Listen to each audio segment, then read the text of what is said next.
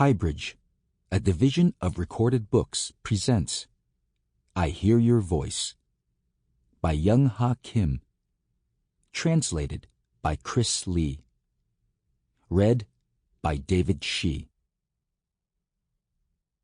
Part 1.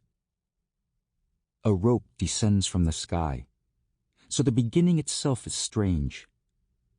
But since it's only the beginning, the audience withholds judgment. A solemn-faced magician tells his assistant to go up the rope, and at his command, the fearful, hesitant young man begins climbing. He climbs and climbs. He continues upward, his small frame becoming even smaller, until he disappears from view. The magician shouts into the air, "Now it's time to come back down." There is no response. The magician says louder, "I told you to come down. Can you hear me?"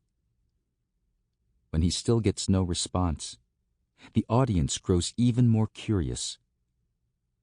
Where on earth does this rope lead? And what happened to the kid who went up moments ago?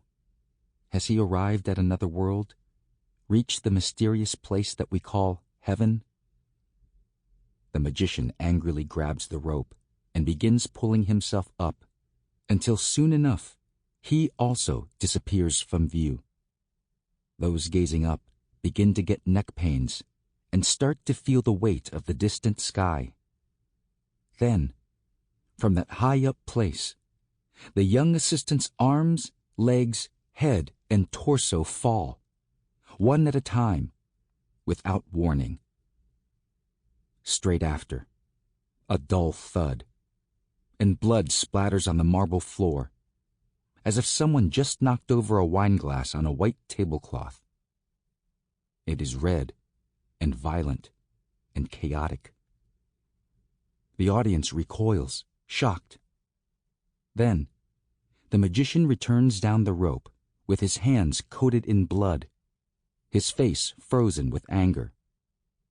He retrieves his assistant's scattered body parts and puts them into a bucket. After shoving it behind him, he gazes contemptuously at the terrified audience, as if to say, "What else do you want?" Just then, a sound comes from behind the magician. The straw mat covering the bucket lifts, and, as if emerging from a long nap, the boy rubs his eyes as he arises.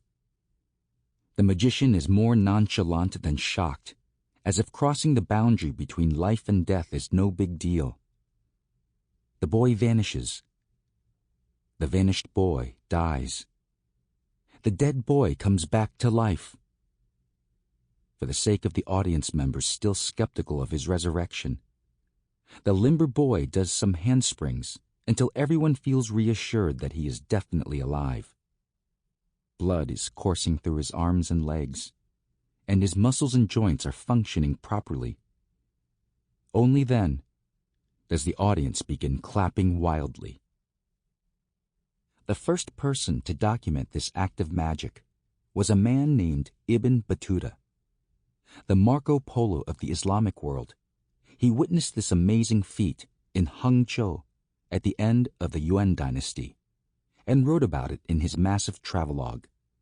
Although the secrets to countless tricks are now known, the rope act is still a mystery. A similar tale also exists in China. It is said that a young Chinese emperor witnessed and was deceived by the same act. He was delighted to be so thoroughly tricked and, captivated by the astonishing act of magic, he wanted to see more. So when he turned his attention to the eunuch fanning him, his guards dragged the trembling eunuch forward.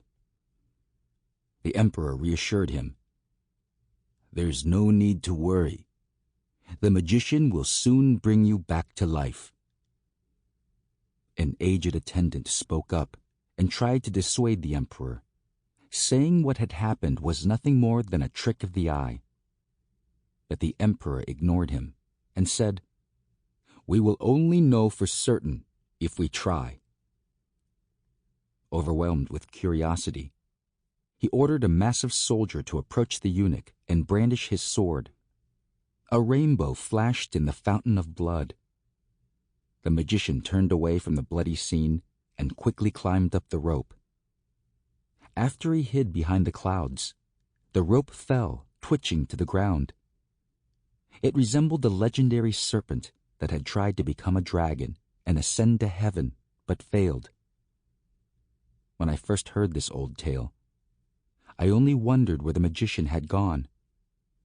But now I think about the assistant and what happened to him after the magician vanished, leaving him there alone, soaked in the eunuch's blood. 1. A fresh-faced teenager strained to push the shopping cart. In some ways it looked as if the cart were dragging her. She had zipped shut the backpack in the cart and had her earphones on. She would have resembled one of the homeless people living in the bus terminal if it weren't for her age. She lacked the hard-boiled look of someone who had lived a long, difficult life. Though her arms were thin, her upper body was on the plump side, and her carelessly slipped-on sneakers dragged across the ground. The express bus terminal was a nightmare dreamed up by the massive city of Seoul, a place of hoarse-throated religious fanatics and male prostitutes selling themselves for small change. Beggars missing both their legs singing hymns. Con men targeting the simple-minded from the provinces. Prostitutes without a regular beat. Teenage runaways. A cult leader who believed in the coming of aliens. Hucksters and perch snatchers. All of them loathing one another. Behind the fake monk, who begged while tapping at a wooden gong, a man traded in his kidney, and another man, whose early ejaculation problems made him unable to satisfy his hot-blooded wife, paid an unlicensed Asian medicine doctor for a white, powdery treatment with dubious powers. Doomsday believers, who trusted that on Judgment Day, only the faithful would be saved, positioned themselves throughout the terminal. According to their prophet, October 28, 1992, would be Judgment Day. Back then, many of the prophets stank of overripe, rotting fruit. News of establishing diplomatic relations between longtime enemies, the People's Republic of China and the Republic of Korea, came trickling in from the large TV installed in the waiting room. Thousands of buses came and went, and hundreds of thousands of people swerved past one another. Almost no one paid attention to the girl. A sole elderly drunk man leered at her, but as soon as she pushed her cart into the bathroom, he lost interest. She went to a handicap stall and pushed the cart inside. After locking the door and grabbing her backpack, she sat on the toilet seat and withdrew a disposable adult diaper from the pack. She struggled out of her sweatsuit and put it in the cart. As soon as she released the mercilessly tightened maternity belt, her swollen belly sagged out. She pulled off the wet diaper she'd worn beneath her underwear and tossed it into the trash can. A foul stench overwhelmed the stall. She wiped her sweaty forehead and checked her watch. She took some short, deep breaths and an occasional deliberate heave, but her breathing soon turned irregular.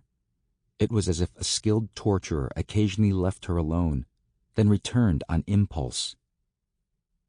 Used diapers piled up in the trash can as hot fluid continued seeping from her. The floor became wet. The girl went limp as she watched the amniotic fluid soak her knees and ankles, then finally swirl down a drain clogged with hair. She screamed as pain swept over her again. Before her echoing screams faded, someone opened the bathroom door and entered. The girl held her breath and stopped up her mouth with her fist. The person went into another stall and immediately flushed the toilet.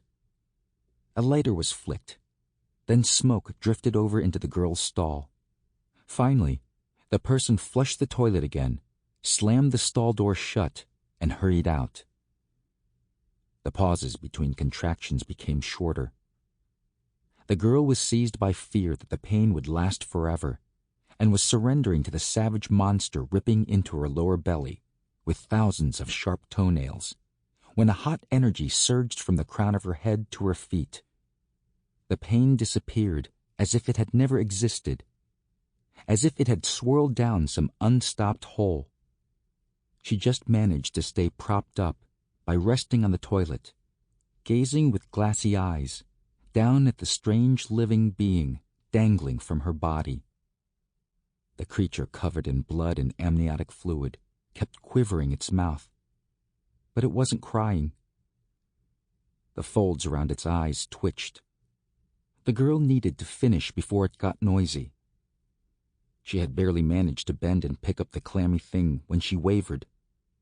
She steeled herself and removed scissors from the backpack, disinfected them with a disposable lighter, and cut the umbilical cord. She threw the lighter into the trash can but missed, so it rolled across the floor. When she lifted the baby, he started crying. Like sewage during the rainy season, surging upward and pushing past manhole covers, the cry eddied around the stall, filled the bathroom, spilled into the raucous terminal, and swept over the crowds. The girl clamped her hand over the baby's mouth, but it was useless. The people exposed to the melancholy scream shuddered. In a space where the only code of conduct toward strangers was indifference, a strange, sudden shame seized them. In the newborn baby's cry was a spell that hit each individual's guilty conscience, and it sent a strong warning. Save him from imminent tragedy, or else. Everyone stampeded like a startled herd of cows in the direction of the cry. Before the girl's delicate, blood-stained hand could smother the baby's last breath, before she could put to sleep that fierce will to live, they swarmed in. A man kicked the door open, and the flimsy hinge flew into the air. If it weren't for the fierce cries, like an awl piercing their ears, the crowd would have assumed they were witnessing a brutal murder scene, since the floor was soaked with the girl's bloody secretions and amniotic fluid. The crowd, agitated by the smell of blood, screamed like monkeys. The flurry of their arms and legs resembled the sudden incarnation of a Hindu god. A police car and an ambulance arrived quickly.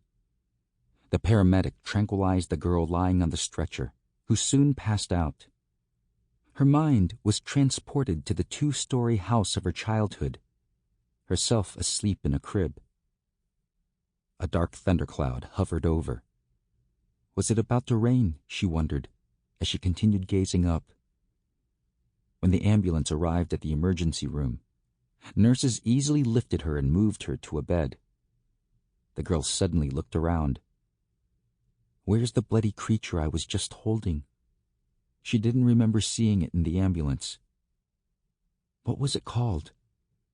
That squishy, clammy body that cried so loudly.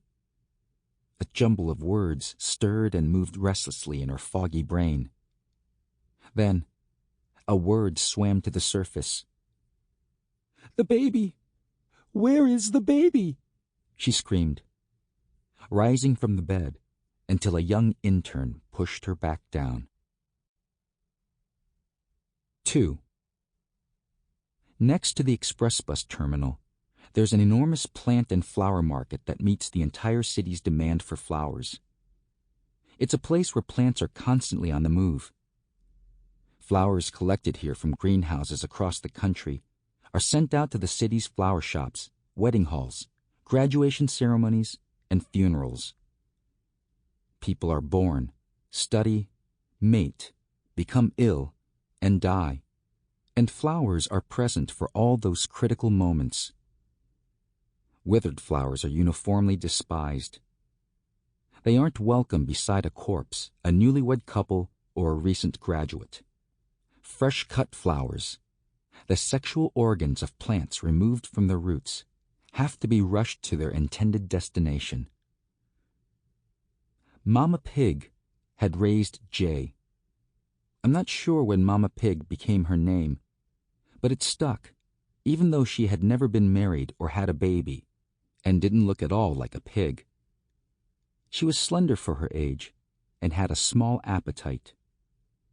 She ran a little shop in one corner of the flower market that sold coffee and other beverages, toast and hard-boiled eggs, snacks and ramen. Her main customers were flower merchants and delivery people, who swallowed a whole fried egg on toast, then loaded large floral wreaths onto a motorbike and raced off. Seen from behind, these enormous wreaths seemed to propel themselves on wheels. While Jae was thrust out into the world in the bus terminal bathroom, Mama Pig was returning from the bank. She was swept along with the crowd, galloping like a herd of wildebeests on the Serengeti plain. Moments later, she ended up in the chaos of the bathroom. Someone handed her the slippery baby who had just tumbled out from his mother. The baby, having escaped his fate of infanticide, stopped wailing as soon as he landed in her arms. He gazed up at her. Later, she recalled how it was as if she were a barber holding a razor blade to him. She took the baby to her shop, and after she washed him in warm water and wrapped him in a clean cloth, she held him to herself. Though a distant uproar continued in the bathroom, no one seemed interested in the baby. She closed up shop early that day. As soon as they arrived home, Mama Pig's 3-year-old poodle smelled something new and began yapping as it bounded up and down.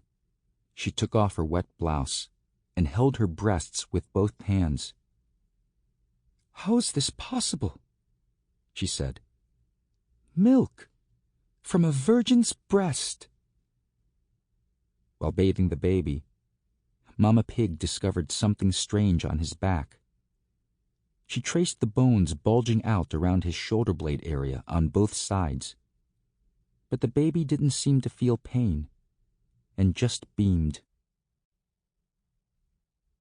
3. 3 years after bringing Jae home, Mama Pig closed down her little shop and began working for a hostess club's kitchen in Gangnam. Around that time, they moved into my family's multi-unit. We had just built an extension to our old 2-story house and converted it into 6 separate apartments.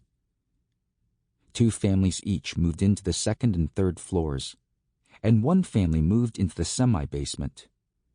We lived on the 1st floor. My mother grumbled that we'd gone even deeper into debt because of the high construction costs.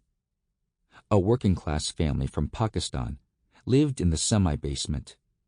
A young bachelor and an asthmatic old man lived on the 3rd floor, and Jae's family, as well as a Chinese food delivery man, rented the apartments on the 2nd floor. My first memory of Jae as a kid is him teetering on a dining chair with his arms outstretched, when, with an ear-splitting cry, he fell in my direction. I don't remember a grown-up running to help him or take him to a hospital. I just remember him falling and a dull pain nailing me to the floor. I assumed that Jae recalled what happened and later often asked him about it. But each time, he shook his head. It felt somehow unfair that I remembered the accident more vividly than Jae when it had happened to him. Maybe he had passed out, or it had happened when he was so young that he had just forgotten. But whenever I think about him, this scene appears before me like a movie theater preview. This memory, maybe even a fake memory I made up much later, came back along with a jumble of sensations. When Jae, standing at that high place, loses his balance and totters, my heart starts pounding and my head goes numb. From somewhere, a whirring sound begins, like a fan that's lost one of its wings turning at high speed, and my hands go slick with sweat. My breath shortens, and a faint smell of something like gasoline permeates. I, of all people, can't deny this memory. It stayed with me through all these sensations. What I mean is, I'm sure they aren't images from a movie that have accidentally sneaked in. The crescent-shaped scar on Jae's forehead was likely from that fall. Throughout his life, whenever he was thinking, he rubbed at the scar with his index finger, as if scrubbing the fuzz from an eraser. He falls toward me over and over again, his backlit silhouette, both arms stretched out to me to pin me down inside fear and pain. 4. When we were around 4 years old, my uncle took Jae and me out to the riverside. We had a remote-controlled miniature helicopter with us. At first, we had fun watching it whir around. Jae and I probably clapped and laughed. Maybe we even ran after it with our hands extended. But suddenly, my uncle steered it in my direction. That was the first time I experienced... No, that was the first time I remember feeling panicked. Maybe I thought the enormous whirring object was attacking me. Even now, when I close my eyes, I can see its dragonfly-like compound eyes filled with evil, circling toward me. When I shuddered and shrank away, my uncle quickly sent the helicopter in another direction. Dogs out on their walks barked noisily and followed the helicopter. Their owners watched, amused. I was the only one terrified. Jae was different from me.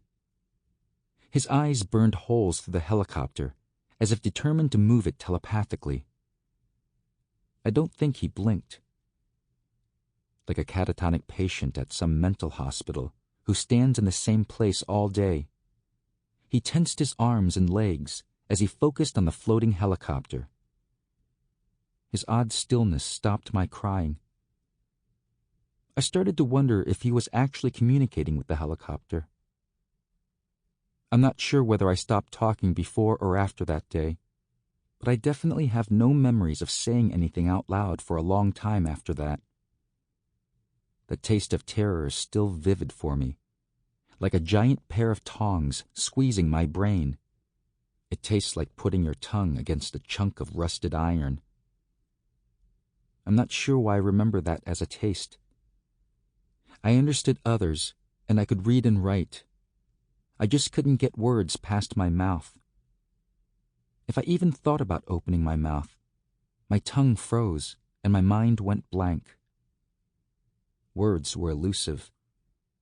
I felt as if I'd be able to speak if I tried hard, or if I tried a little more. But at that point, my heart would palpitate, and my fists would slicken with sweat. And finally, I'd realize there was no way I'd be able to speak, and I would fall silent. It was the same feeling you get when a nightmare paralyzes you. My mother said I spoke just fine until I was 3. But sometime after that, I spoke less and less, until eventually I was always silent, even with her. But that's only her version. I remember being a child who had never said a word. The helicopter brings back another story connected to my uncle. About that time, he decided to join the police force and move to Seoul to study. He had just completed national service, so at most, he was about 22 or 23. My uncle was the reticent type, and came off as crude. I'd never really been keen on him, and likewise, he'd never cared much for me.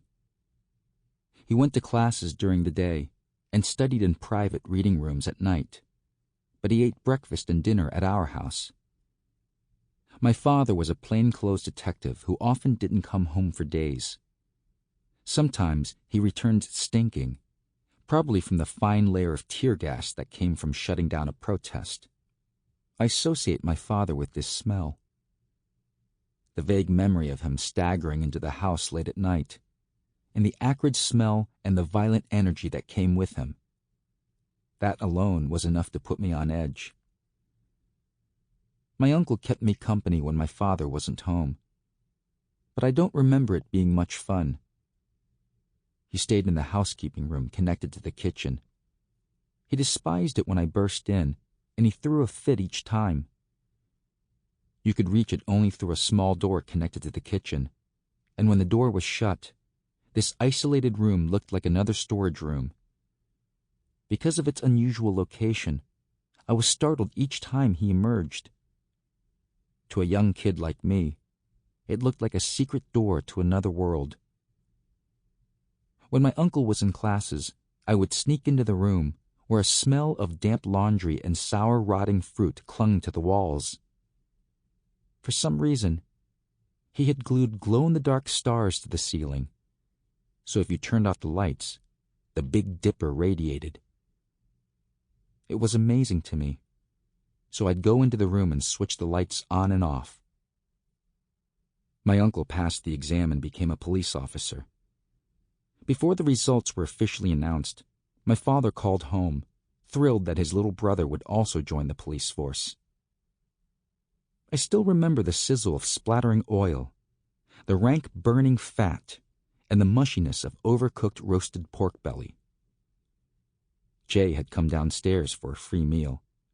Mom was bustling in the kitchen, and my father had returned from work, excited, making a fuss. I was 5 years old, hiding behind the sofa and staring up at my uncle. I remember being confused by the stark contrast between his cheerful expression around my father and his usual cold, cynical look. It was probably the first time I'd recognized a person with a secret. Unlike your typical cop, my father couldn't hold his liquor, and early on he fell asleep drunk. Jae and I huddled in front of the TV and watched cartoons. My uncle was bent over the grill, eating pieces of cold meat, until he suddenly rose and said, "I better go now." My mother saw him out. His huge duffel bag, stuffed with his belongings, hung at a stiff angle, as if it were furious about something. I raised myself up from behind the sofa and gazed at the front door. It was then that my uncle's hand struck her. The arm hidden by his body seemed to stretch out, slowly draw a semicircle in the air, and target her cheek. Smack! I still hear it now. A surreal, sharp, unpleasant sound. Oh, it's Inspector Gadget, I thought. Up to that point, I'd still believed that the two adults were playing around. But he didn't stop and hit my mother's cheek again.